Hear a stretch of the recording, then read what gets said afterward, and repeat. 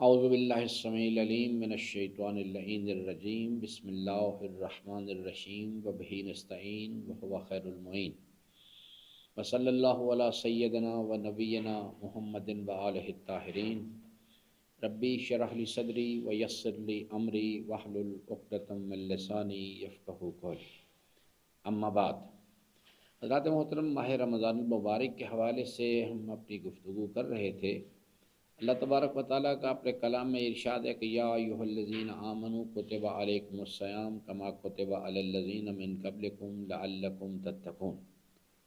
اس آیہ مبارکہ میں جیسے ہم بات کر چکے ہیں 3 مراحل پر مشتمل یہ ایک ایکسرسائز ہے، روحانی ایکسرسائز ہے، اور اس الہی پروگرام کا حصہ ہے جس کے کہ انسان کو وما خلقت الجن والانس الا لیعبدون۔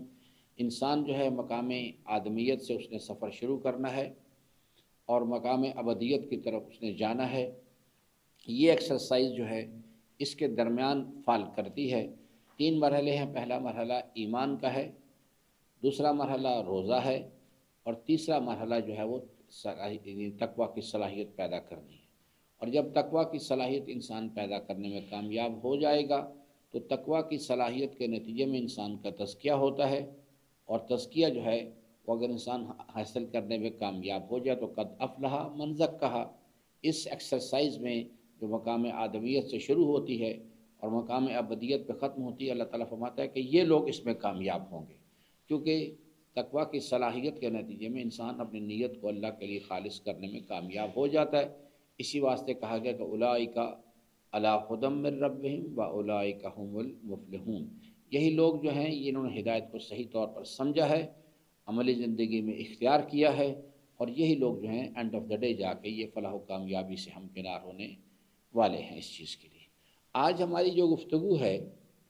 وہ ہے کہ یعنی اگر ایک انسان جو ہے اس کے پاس جو ہے وہ ایمان اس کے پاس نہیں ہے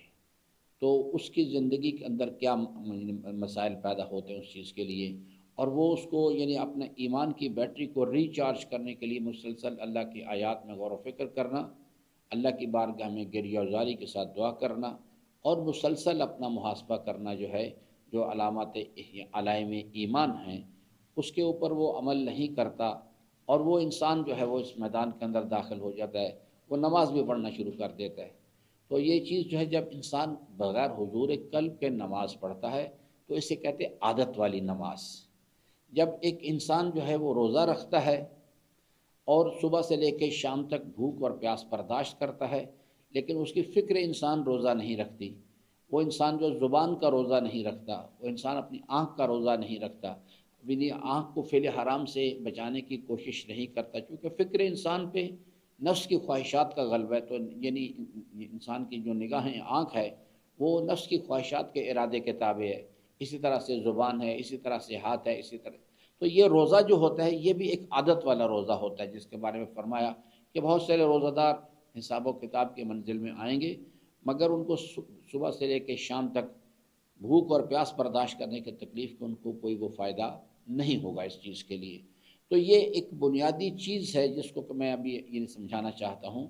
کہ ایک ہوتی عادت والی نماز، ایک ہوتی ہے مقبول نماز۔ مقبول نماز جو ہے وہ اس کے لیے شرط ہے معرفت انسان کے پاس ہو، اور انسان حضور قلب کے ساتھ نماز پڑھے، تمام آداب و شرائط بھی پورے ہوں انسانی زندگی کے نماز کے اندر، لیکن اگر حضور قلب انسان کے پاس نہیں اس چیز کو، یعنی اس آئے کریم وَلَا تَعْمَلُونَ مِنْ عَمَلٍ إِلَّا كُنَّا عَلَيْكُمْ شَهُودًا اِسْتُفِيضُونَ فِيهِ، یعنی کہ اللہ تعالیٰ فرماتا ہے کہ جس وقت آپ کسی بھی زندگی کے عمل کے اندر آپ مصروف ہوں میں تمہارے ساتھ ہوں، میں تمہارے اوپر نگران ہوں۔ وَأَسِرُّوا قَوْلَكُمْ أَوِ اجْهَرُوا بِهِ إِنَّهُ عَلِيمٌ بِذَاتِ الصُّدُورِ، میں تمہارے اندر بھی نگران ہوں۔ انسان کو اس یقین کے ساتھ کم از کم اگر اس یقین کی منزل پر نہ ہو کہ میں اپنے پروردگار کو اس کی آیات کا مشاہدہ کر رہا ہوں، تو کم از کم یہ یقین تو انسان کے پاس ہو کہ میرا رب میرے اوپر نگران ہے، میرے ظاہر پر نگران ہے، میرے باطن پر نگران ہے، تو پھر انسان کی نماز جو ہے وہ قبولیت کی طرف جانا شروع کرتی ہے۔ اور وہ اقم الصلاۃ لذکری، لذکری جو ہے وہ جب اقم الصلاۃ آداب و شرائط کے ساتھ انسان کرے گا تو اس کے نتیجے میں لذکری جو ہے یعنی قلب انسان جو ہے اللہ تعالیٰ کے حضور،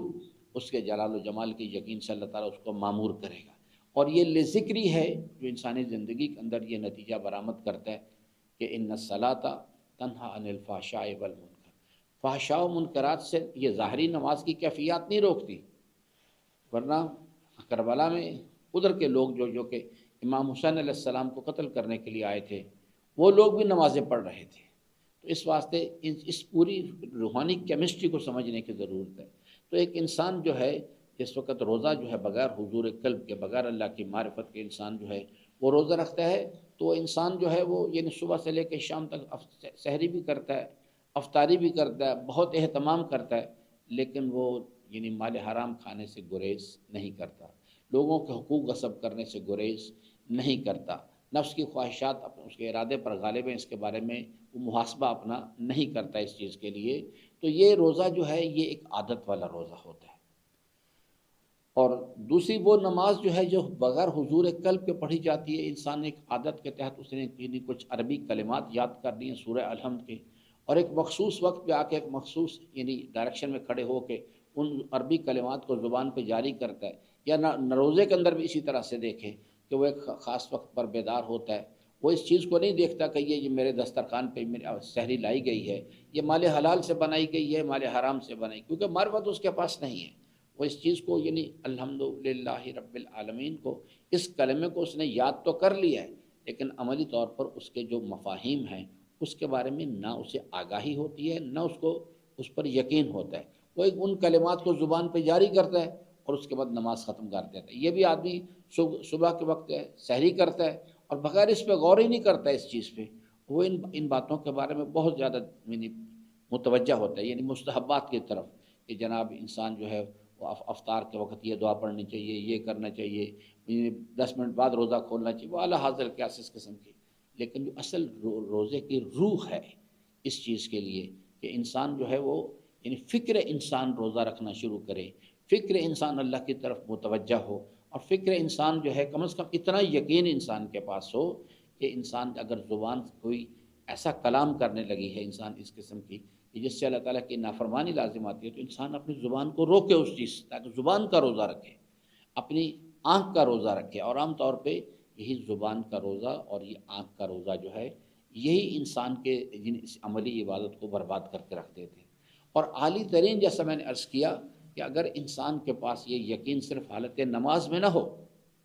کہ یعنی میرا پروردگار میرے ہوا معکم اینما کنتم، اس کا یقین ہونا چاہیے، میرا رب میرے ساتھ، میں کہیں بھی چلا جاؤں، وما تکون فی شان، اس کا یقین انسان کے پاس ہونا چاہیے۔ جب انسان کے پاس یہ یقین ہوگا کہ میرا رب میرے پاس کوئی کمال ذاتی نہیں، یہ سب کچھ، یہ زبان، یہ ہاتھ، یہ پاؤں، یہ مال، یہ شہرت، یہ اقتدار، جو کچھ بھی ہے سب کچھ اللہ نے دیا ہے اور بطور امتحان کے دیا ہے۔ جو بھی نعمت میرے پاس آئی ہے وہ شکر نعمت کی ذمہ داری لے کے آئی ہے، اور ایک دن آئے گا یہ سب نعمتیں واپس لے لی جائیں گی، اور پھر مجھ سے پوچھا جائے گا کہ بھئی جوانی کہاں صرف کر کے آئے ہو؟ ہم نے تمہیں ان نعمتوں کو استعمال کرنے کا تمہیں ارادہ دیا تھا، اختیار دیا تھا، کیا کر کے آئے ہو اس چیز کے لیے؟ تو انسان نے صرف حالت نماز میں یہ یقین پیدا نہیں کرنا، بلکہ زندگی کے ہر مسئلے کے اندر انسان نے، تاکہ یعنی اللہ تعالیٰ کے حضور کا، اس کے جلال و جمال کا، موت کا یقین، اور موت کے بعد حساب و کتاب کا یقین انسان کے پاس ہونا چاہیے، ورنہ اکثر لوگ جو ہیں وہ عادت والی نمازیں ہی پڑھ رہے ہیں، اور وہ لوگ جو ہیں یعنی الذین هم فی صلاتہم ساہون الذین هم یراؤون و یمنعون الماعون، وہ نمازیں جو حضور قلب کے بغیر پڑھی جاتی ہیں وہ نہ صرف کو کوئی فائدہ نہیں پہنچاتی بلکہ الٹا انسان کے اوپر نقصان لے کے آتی ہیں۔ فویل للمصلین، اس قسم کے جو نمازی ہیں ان کے لیے اللہ تعالیٰ نے جہنم کے اندر ایک وادی تیار کی ہے۔ اسی طرح سے یہ جو روزے دار ہیں جو کہ یعنی فکر انسان ان کے روزہ نہیں رکھتے، ان کی زبان روزہ نہیں رکھتی، ان کا یعنی آنکھ ان کے روزہ نہیں رکھتی، اور وہ لوگ جو ہیں وہ صرف بھوک اور پیاس برداشت کرتے ہیں، یہ روزہ ایک عادت والا روزہ ہوتا ہے جو انسان اپنے آپ کو گمان کرتا ہے۔ یعنی جو بھی عبادت جو ہے، کوئی نماز ہو، روزہ ہو، جب بھی اس کا ایک فارمولہ ہے الہی نظام کے اندر، جب بھی کوئی عبادت قبولیت کی طرف جاتی ہے، کوئی بھی عمل انسان کا، تو انسان کے ہر عمل کے مختلف قسم کے رد عمل ہیں۔ جیسے ہر گناہ کا رد عمل مختلف ہے، اسی طرح سے ہر جو مقبول عمل ہے اس کا بھی رد عمل مختلف ہے۔ تو مختلف اعمال جو ہے مختلف قسم کے انسان کے اوپر اثرات مرتب کرتے ہیں، اور اس کے نتیجے میں انسان جو ہے ایک اثر جو ہے وہ کامن ہے، وہ ہے کہ جو بھی عمل کو مقبول ہوتا ہے انسان کے اندر عاجزی پیدا ہوتی ہے، اور جب بھی کوئی انسان جو ہے کسی گناہ کا ارتکاب کرتا ہے اس کے اندر جو جو انسان پر رد عمل آتا ہے وہ ایک چیز ہے، وہ ہے انسان کے اندر تک وہ جو عادت والی نماز ہے انسان کو نمازی بناتی ہے، وہ انا خیر منہ، اپنے آپ کو سمجھتا ہے کہ میں باقی سے میں اپنے آپ کو برتر سمجھتا ہوں۔ تو یہ میرے عزیزان اس کے اوپر دقت کرنے کی ضرورت ہے اس چیز کی کہ انسان اپنے آپ کو دقت کے ساتھ اس مسئلے پر غور و فکر کرے اور خود اپنے آپ کو پلیس کرے اس چیز کے لیے کہ میں عادت والی نماز پڑھ رہا ہوں، میں عادت والا روزہ رکھ رہا ہوں، یا میں معرفت کے ساتھ نماز پڑھ رہا ہوں اور معرفت کے تحت روزہ رکھ رہا ہوں۔ اللہ تعالیٰ سے امیدوار ہوں کہ اللہ تبارک و تعالیٰ ہم سب کو اپنی رضا کی راہیں جو ہیں ان کو شناخت کرنے اور ان پر عمل پیرا ہونے کی توفیق عطا فرمائے۔ السلام علیکم ورحمۃ اللہ وبرکاتہ۔